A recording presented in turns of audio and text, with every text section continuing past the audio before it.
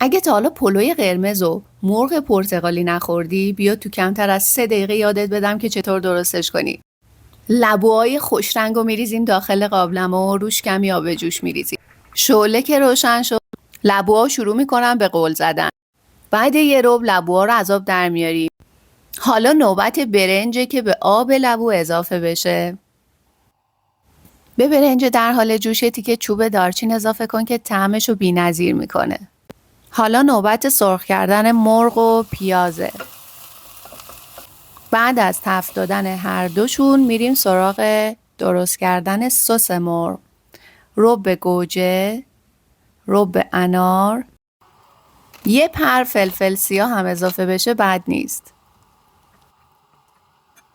نوبتی هم باشه نوبت آب پرتقال تو سرخه.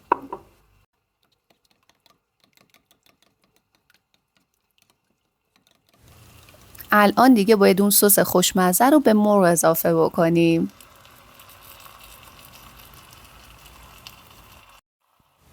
این 2 تا حلقه پرتقال تو سرخ خوشگل هم میذاریم روی مرغ که طعمش بی‌نظیر بشه. حالا نوبت پخته شدنه.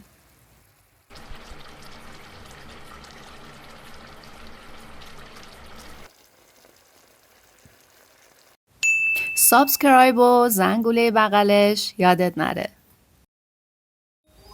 از سسش نگم که طعم بی نهایت خوشمزه‌ای داره.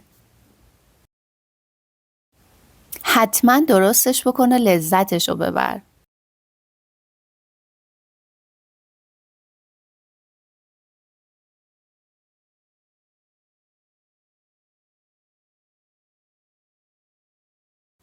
از طعم و مزهش هرچی بگم کم گفتم.